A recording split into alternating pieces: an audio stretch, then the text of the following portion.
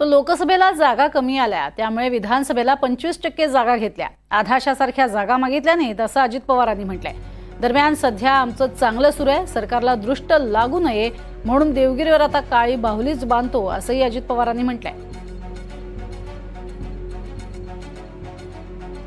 आता योजना आणली तेव्हा यांनीच माझी चेष्टा केली, काय दिले तर 1,500 रुपये, 1,500 काय होते, 1,500 काय होते ते कळलं सगळ्याला।